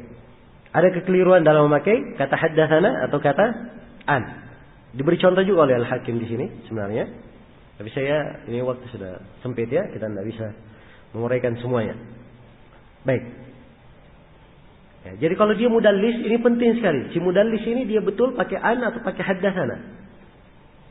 Oh, ini sering terjadi. Seorang imam sudah berkata si fulan, dia di sini melakukan tadlis. Riwayatnya pakai an. Data muasir dia dapat di Musnad Imam Ahmad. Oh, rupanya di Musnad Imam Ahmad dia pakai haddatsana. Kalau begitu tadlisnya hilang. Nah, ini keliru ya. Sebab Musnad Imam Ahmad yang tercetak sekarang, siapa yang bisa memastikan bahwa itu riwayatnya seperti itu? Dia bukan orang yang punya riwayat bersambung sampai Musnad Imam Ahmad, dia dengarkan hadits per hadits sehingga bisa dia pastikan haddatsana di situ benar atau tidak. Jelas ya? Tapi imam ini sudah memastikan dia bahwa si fulan mudallis, dia hanya pakai kata apa? Kataan saja. Ya, maka ini cara mengukur illah. Ya, cara dan bentuk mengukur illah. Dan sekali lagi ini semuanya perlu latihan dan mumarasah. Ya. Perlu latihan dan mumarasah. Ya. Tidak cukup seorang itu hadir daurah saja. Ya. Habis satu kitab. Tapi dia harus baca. Apalagi di bidang ilmu hadis, dia harus menekuni banyak hal. Ya, ada latihan-latihannya banyak. Kalau di ilmu hadis ini. Pertama dia harus kuasai mustalahnya dulu. Istilahnya. Istilah-istilah ahli hadis dia kuasai. Setelah dia kuasai istilah-istilah ahli hadis, latihan yang kedua, dia belajar untuk memeriksa keadaan rawi. Rawi ini thiqah atau dhaif. Itu dulu. Dia pandai. Dia sudah pandai ke situ. Ya. Maka latihan yang berikutnya dia pandai memberikan hukum terhadap sebuah sanad. Ada namanya dirasatul asanid. Bagaimana cara seorang mengoreksi sebuah sanad. Jelas ya? Dia sudah pandai mengoreksi sebuah sanad, baru dia banyak membaca buku-buku ilal. Ya, apalagi kalau seorang imam berkata ini ada cacatnya, maka dia berusaha mengumpul seluruh jalan-jalannya supaya tampak baginya dari cacat mana imam ini menganggap ada cacat di dalam hadis. Kalau dia sudah terbiasa seperti ini, maka ini akan memberikan pengaruh yang baik di dalam dirinya. Selain daripada itu, dia penting untuk membaca buku-buku para ulama di dalam hal ini. Sebab pada buku-buku takhrij, ya di dalam hal ini ada buku-buku ulama terdahulu dan belakangan. Nah, ini penting untuk kita melihatnya. Jadi ada buku ilal, buku takhrij, itu semuanya penting dibaca supaya kita bisa mengetahui bagaimana seorang alim itu, seorang ulama melemahkan sebuah hadis atau menghukumi hadis itu sahih. Nah, ini semuanya ada caranya, ada etika-etikanya, ada pelajarannya. Jelas ya? Dari ilmu takhrij pentingnya apa? Pentingnya untuk mengumpulkan jalan-jalan itu tadi. Ya. Kalau dia tidak punya ilmu takhrij, tidak tahu cara mencari hadis, mengeluarkan hadis, maka dia akan bingung. Ya, akan bingung. Ya, dan insyaallah taala nanti saya akan terangkan bagaimana cara takhrij itu sehingga seorang itu tidak perlu bingung untuk mencari hadis. Ya. Jangankan dia tidak hafal lafadznya, dia tahu maknanya saja, maknanya sekitar ini. Ya. Dia bisa cari hadisnya. Dia bisa cari hadisnya. Walaupun dia tidak hafal satu huruf pun dari hadis itu, tapi maknanya dia tahu, maka makna dia bisa dapatkan. Jelas sampai sini? Misalnya makna hadis larangan kencing di bawah di lubang tempat binatang buas misalnya. Dia tidak tahu apa konteks hadisnya, tapi dia bisa cari. Ya, bisa dicari. Ini dengan ilmu takhrij itu seorang bisa mengetahui di mana hadis itu berada. Baik. Jadi semuanya saling berkaitan. Semuanya saling berkaitan dan perlu mumarasah, latihan dan latihan. Ya, latihan dan latihan. Karena itu beda ya antara Syekh Albani, Syekh Mukbil dan orang-orang yang datang setelahnya. Ya, ada orang-orang anak-anak muda yang masih baru, ya. Kadang baru selesai tesis doktornya. Mungkin dia menempuh pelajaran doktor, ya. Dia takhasus di situ 4 tahun. Ya. Syekh Al-Albani rahimahullah menghabiskan hampir seluruh umurnya untuk apa? Untuk bidang ilmu hadits ini. Puluhan tahun beliau menggelutinya. Ya, beda pandangan beliau dengan selainnya. Demikian pula Syekh Mukbil rahimahullah taala. Ya, dari semenjak beliau belajar dan kemudian beliau ke Yaman, ya, sekitar 30-an tahun beliau habiskan di dalam apa? Mengajarkan tentang hadits dan melacak hadits. Tampak sekali, ya, perbedaan, ya, dan bahasa di dalam apa? Mengoreksi riwayat. Ya, kalau antum mau lihat tahqiq Syekh Mukbil, antum lihat beliau mentahqiq apa? Misalnya tafsir Ibnu Katsir. Beliau punya tahqiq terhadap tafsir Ibnu Katsir. Syekh Mukbil tidak banyak memberikan takhrij, dikeluarkan oleh fulan. Ya. Tidak. Beliau hanya sebutkan yang hadis diriwayatkan oleh fulan, dia lemah. Ada 2 cacat di dalamnya. 2 cacat di dalamnya. Berbeda dengan muasirin, panjang sekali takhrijnya, dikeluarkan oleh fulan, ujungnya tidak tahu apa hukum hadisnya. Ya. Ujungnya tidak diketahui apa hukum hadisnya. Ya, karena itu di suatu tempat Syekh Al-Albani pernah mengkritik seorang yang muallik seperti ini modelnya. Ya. Kemudian setelah itu beliau katakan si muallik ini dia terangkan enggak beresnya. Kemudian beliau beri contoh dengan Syekh Mukbil. Adapun orang yang ikhtisas, ahli ikhtisas kata Syekh Al-Albani, orang yang ahli dalam hal ini, maka lihatlah kawan kami Syekh Mukbil. Ya. Syekh Mukbil membawakan hadis ini di ta'liq beliau terhadap tafsir Ibnu Katsir. Beliau berbicara ringkas tentang kondisi hadis. Beliau terangkan begini.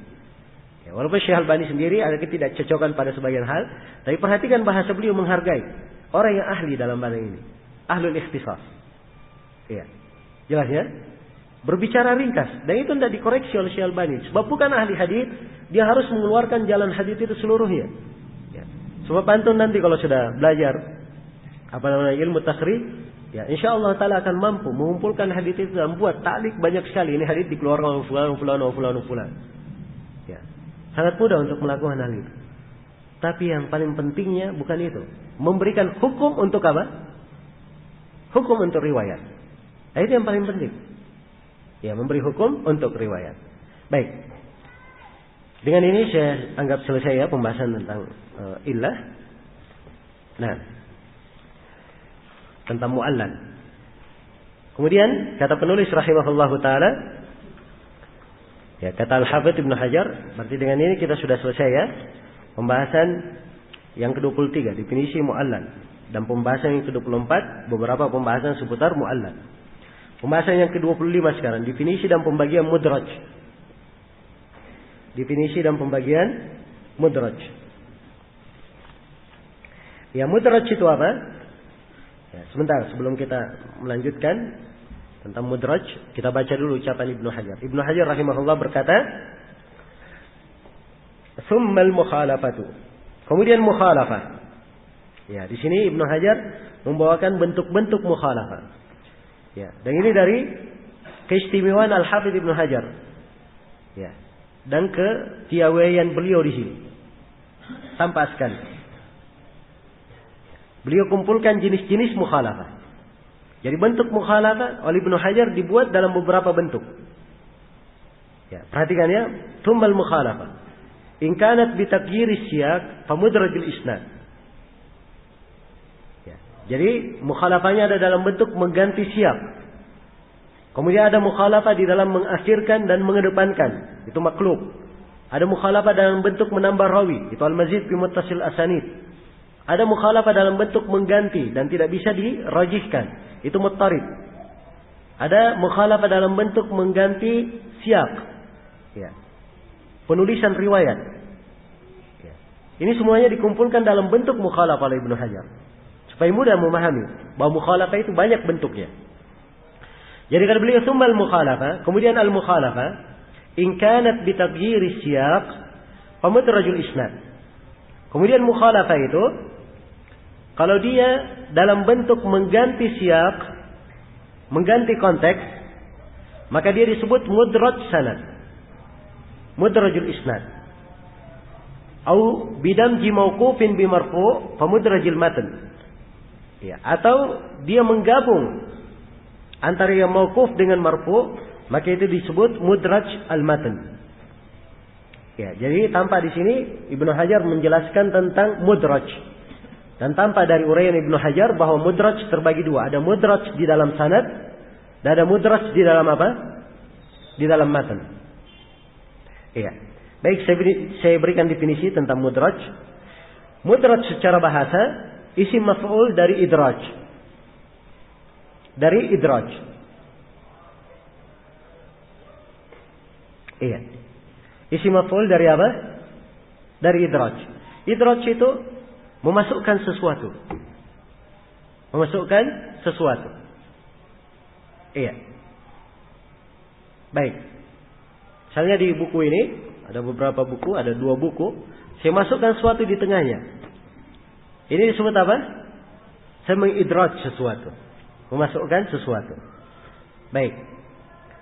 Secara istilah idraj, ma ghayyara siyaqu isnadihi أو أدخل في متنه كلام ليس منه. Ya, atau kalaman ليس منه. Jadi idraj ma ghayyara siyaqa isnadihi. Hadits yang dirubah siyaq isnadnya. Jadi sanadnya ada perubahan di situ. Iya. Atau udkhila fi matnihi kalaman laisa minhu, atau dimasukkan di dalam matannya pembicaraan yang bukan dari matan. Pembicaraan bukan dari apa? Bukan dari matan. Ya, baik, definisi mungkin belum begitu jelas. Kita lihat pembagian mudraj dan contoh-contohnya supaya lebih jelas.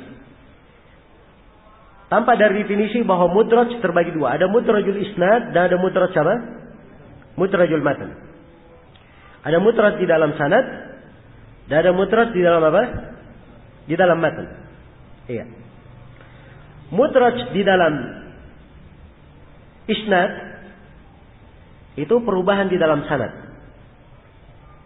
Perubahan yang terjadi di dalam sanad. Ya, jadi bentuk konteks sanadnya itu dirubah sehingga terjadi khalal di dalam sanad itu. Nah, Ibnu Hajar di syarahnya beliau menyebutkan 4 bentuk mudraj isnad. Beliau sebutkan berapa bentuk? 4. Iya. Contoh misalnya, bentuk yang pertama ada sekelompok rawi. Jadi sekelompok rawi ya, misalnya anggaplah 5 orang rawi. Dia meriwayatkan hadis dengan sanad berbeda. Jadi rawi A meriwayatkan dengan sanad 1, rawi B meriwayatkan dengan sanad 2, rawi C meriwayatkan dengan sanad 3, rawi D meriwayatkan dengan sanad 4, rawi E meriwayatkan dengan sanad 5. Jadi 5 orang rawi sanadnya apa? Berbeda-beda. Kemudian dari 5 orang rawi ini, karena dia punya 5 sanad, dari 5 orang rawi meriwayatkan dari 5 ini, ada seorang rawi yang meriwayatkan dari mereka. Karena dia punya 5 guru, sanadnya 5. Ya, ini 5 terlalu banyak sanad. Saya pakai 1 saja. Ya. Jadi disebutkan semua nama gurunya 5, kemudian dia pakai cuma apa? 1 sanad saja. Ya. Ini dikatakan mudraj apa? Mudrajul isnad. Sebab otomatis 4 sanad yang lainnya, matan yang dipakai bukan apa? Bukan sanadnya. Jelas ya? Ini mudraj bentuk yang pertama. Ya. Bentuk yang pertama. Bentuk yang kedua,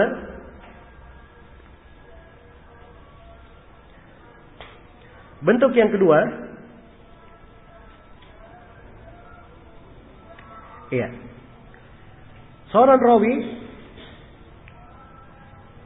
dia punya hadis dengan sebuah sanad.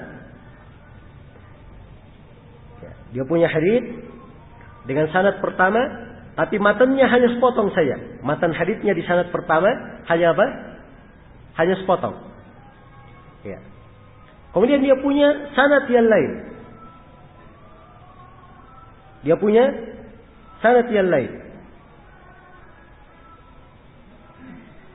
Iya. Dengan dengan sanad yang lain dan konteksnya lengkap.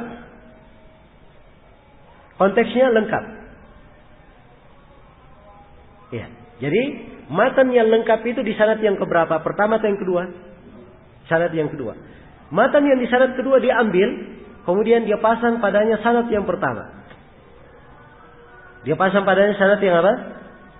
Sanad yang pertama. Iya, ini ada contohnya ya.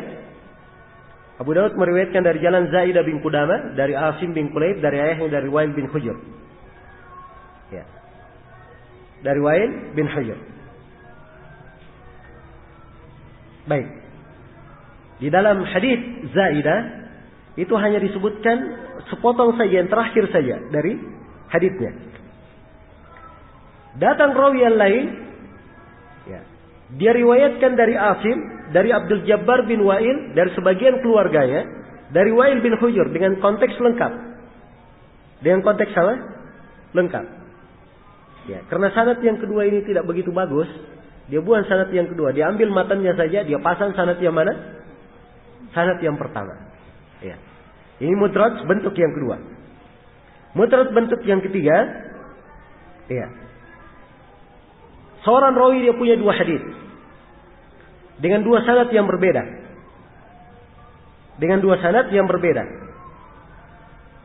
Ya. Kemudian datang rawi darinya yang meriwayatkan dari orang ini. Ya. Dia meriwayatkan dari orang tersebut yang punya 2 sanad, dia meriwayatkan 1 saja. Ya. 1 saja. Jelas ya? Nah, ini bentuk. Ya, dan Hafidz di sini menyebutkan bentuk yang lain. Dia meriwayatkan salah satu dari 2 hadis dengan sanad dia sendiri. Ya, jadi anggaplah A dia meriwayatkan dari B. B ini punya 2 hadis. Dia punya 2 apa? 2 hadis. 2 hadisnya dengan 2 sanad. Ibnu Hajar terangkan dalam bentuk ini ada 2 bentuk mudraj. Bentuk pertama, si A meriwayatkan dari si B, ya. Dia riwayatkan Hadis itu dengan satu sanad saja diambil. Bentuk yang kedua dia tidak pakai dua sanadnya si B, tapi dia ambil sanadnya sendiri, dia ambil hadisnya milik siapa? Milik si B. Ya. Ini bentuk yang ketiga disebut oleh Ibnu Hajar. Sebenarnya ada contoh-contohnya, cuma panjang kalau kita uraikan semuanya. Baik. Kemudian bentuk yang keempat, ini yang kita ceritakan kemarin. Iya. Dan sekarang saya hadirkan lafaz kisahnya.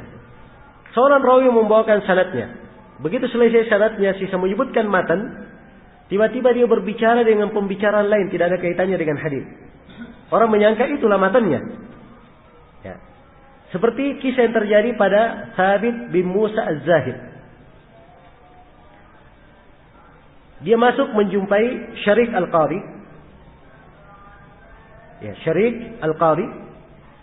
Dan waktu itu Syarik sedang menyampaikan hadis. Syarik berkata, haddatsana Al-A'mash an Abi Sufyan an Jabir. Qala Rasulullah sallallahu alaihi wasallam.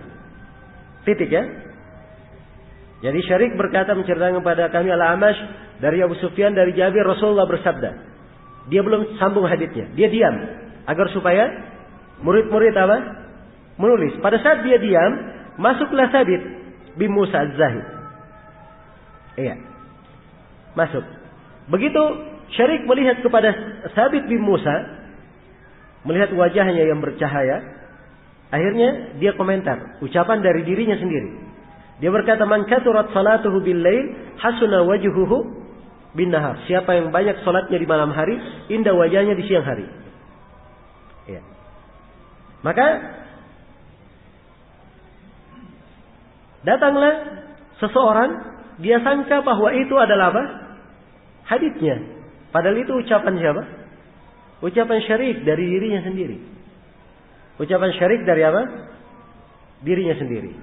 Ya. Dan ini hadis antum tahu. Man kasurat salatuhu bil lail hasuna wajhuhu bin nar, antum tahu? Ada di dalam Sunan Ibnu Majah. Ada di dalam mana? Sunan Ibnu Majah. Ya. Namun hadis ini ada sebagian yang mengatakan maudhu hukumnya. Tapi yang benarnya dia tidak dikatakan maudhu. Dikatakan matannya maudhu karena kekeliruan. Ya, harusnya begitu. Sebab ini bentuk dustanya bukan sengaja. Ya, kedustaan yang tidak disengaja. Baik, selesai sudah ya tentang pembagian mudraj apa? Mudraj isnad. Ya. Yang kedua mudrajul matan. Mudraj di dalam apa? Matannya. Mudraj dalam matan itu ada 3 jenis, terbagi 3. Ada mudraj di awal matannya, ada mudraj di pertengahan matan, dan ada mudraj di akhir matan. Ada mudraj di akhir matan. Contoh mudraj di awal matan. Rasulullah hadis Abu Hurairah. Ya, hadis Abu Hurairah, asbigul wudu wailul lil aqabi minan nar. Dikatakan Rasulullah bersabda, asbigul wudu wailul lil aqabi minan nar. Perbaharuilah wudu, perbaikilah wudu, celakalah tumit-tumit dari api neraka. Kalimat asbigul wudu dikatakan qala Rasulullah, sabda Nabi. Jawabannya asbigul wudu itu bukan ucapan Nabi, tapi itu ucapan Abu Hurairah. Buktinya Abu Hurairah di dalam riwayat Bukhari, Abu Hurairah berkata kepada murid-muridnya asbigul wudu, sebab Nabi Muhammad bersabda wailul lil aqabi minan nar.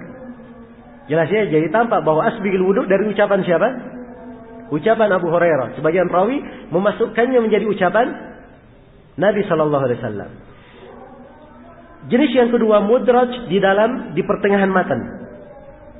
Di pertengahan matan. Iya. Baik. Seperti hadis riwayat atau hadis di awal Sahih Bukhari itu, di permulaan turunnya wahyu. Ya, di situ ada tafsir. Ya, ada tafsir dari Az-Zuhri. Nah, disebutkan bahwa Nabi sallallahu alaihi wasallam beliau melakukan apa? Sebuah at-tahannus. Beliau melakukan tahannus di Gora Hira.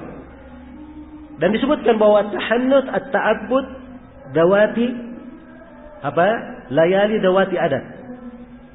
Dan tahannus itu artinya beribadah beberapa malam.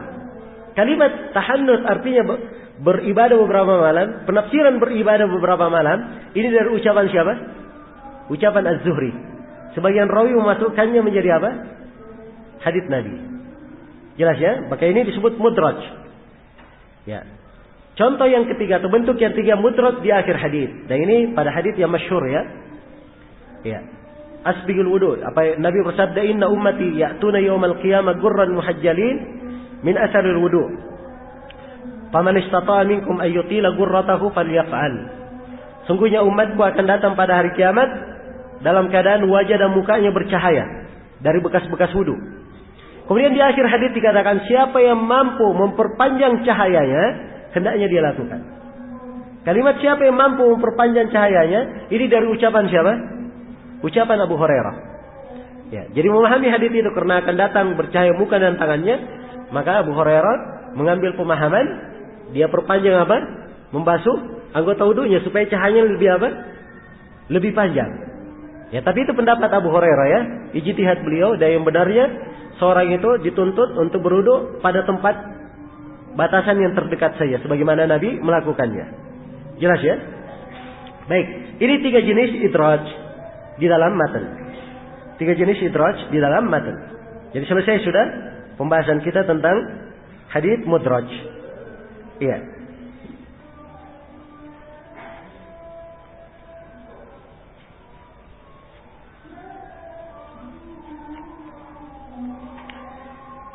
Baik. Kemudian yang penting saya terangkan juga di sini, ya, tentang mudraj. Apa sebab yang menyebabkan terjadinya mudraj itu? Ya, ada beberapa sebabnya. Yang pertama, rawi ingin menafsirkan hadis. Seperti tadi Az-Zuhri, dia tafsirkan sebagian kalimat. Ya, sebab yang kedua, kadang rawi ingin menyempurnakan penjelasan hadis itu. Iya. Baik. Dan kadang yang ketiga, terjadi kesalahan hafalan pada rawi. Inilah lagi, ada kesalahan hafalan atau di mudrajul isnad itu memang sengaja dia buat keanehan. Dia buat keanehan. Nah, bagaimana cara mengetahui hadis itu ada mudraj? Cara mengetahui yang pertama dilihat nas seorang imam. Ya. Kemudian yang kedua, dengan mengumpulkan jalan-jalannya. Ya, kalau dikumpulkan jalan-jalannya maka akan tampak. Seperti tadi ya, asbigul wudu wailul lil aqabi minan nar.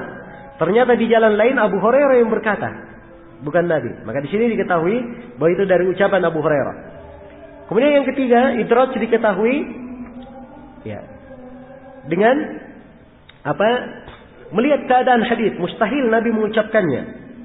Seperti misalnya ada mudraj dari ucapan Abu Hurairah. Nabi bersabda, "Al-abdul mamluk as-salih lahu lil abdil mamluk as-salih ajran."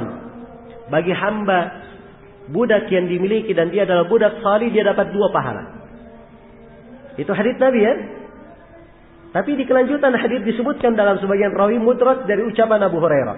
Ada tambahannya, "Walladzi nafsi biyadi," andaikan demi jiwaku yang berada di tangannya, "laulal jihadu fi sabilillah wa birru ummi la ahbabtu an amuta wa ana mamluk." Demi yang jiwaku berada di tangannya, andai kata bukan karena jihad di jalan Allah dan berbakti kepada ibuku, maka saya cinta untuk meninggal dalam keadaan saya seorang budak. Ini ucapan siapa ini? Tidak mungkin Nabi mengatakan dan berbakti kepada ibuku, sebab ibu Nabi sudah apa?